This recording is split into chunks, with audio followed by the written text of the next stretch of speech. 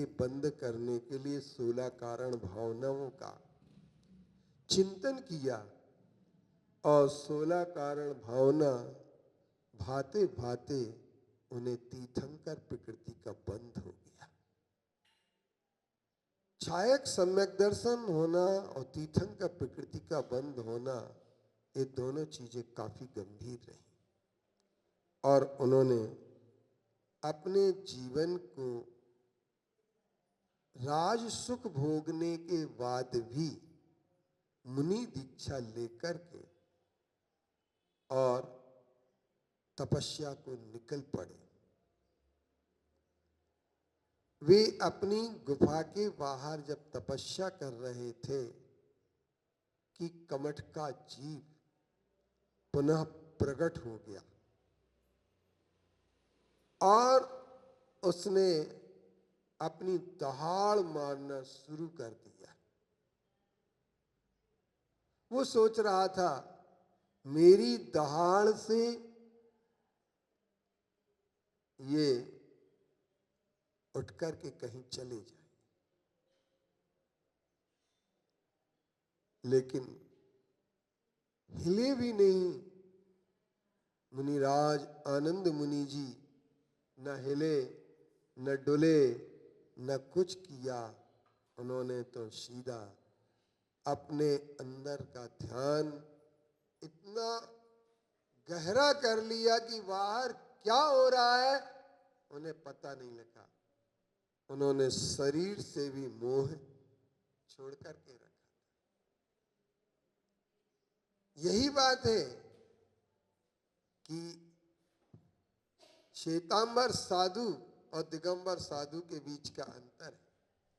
श्वेतांबर साधु यदि मान लीजिए क्या होता है,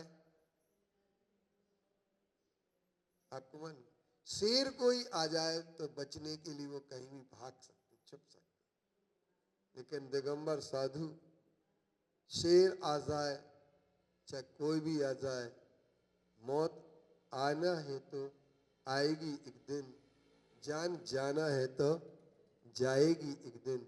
ऐसी बातों से क्या घबराना, और वो इन चीजों से कभी घबराते नहीं हैं और वे क्या करते हैं,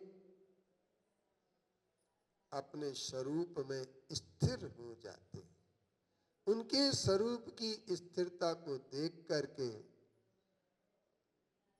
स्वर्ग के देव भी प्रभावित होकर के उनके सामने चरण में नतमस्तक हो जाते हैं। लेकिन जब उपसर्ग आना होता है तो देव भी आ नहीं पाते हैं। क्यों नहीं आ पाते हैं? वो भूल जाते हैं। ये कई लोग हमसे पूछते हैं, महाराज जी अंतरिक्ष पार्श्वनाथ में इतने देवी देवता हुए, सब हमारी रक्षा क्यों नहीं कर? एक ध्यान रखना, अशुभ कर्म के तीव्र उदय में देव भी आपका साथ नहीं देते। अपना है, हाँ है ही, मानना क्या, मानना चाहिए सब जगह का। जहां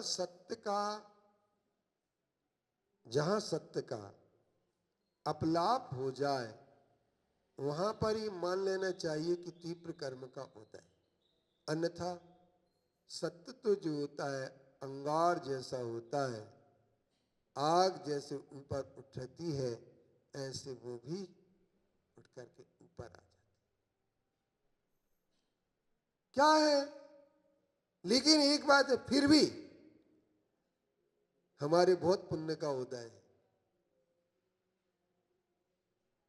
हमारे बहुत पुण्य का उदय। 3 बार उन्होंने ये प्रयास किया कि ये मूर्तियां बाहर फेंक दी जाएं दिगंबरों की। एक बार रमेश चंद जी दगड़ी महाराज थे, तो वो मालेगांव से आ रहे थे, वहां से पुलिस की फोर्स चली आ रही, तो दगड़ी महाराज ने पता लगाया कि पुलिस की फोर्स क्यों आ रही है। तो पता लगा कि सिरपुर में मंदिर पर किसी ने कब्जा कर लिया है, अपनी मूर्ति विराजमान कर दी, उन्हें हटाने जा रहे हैं।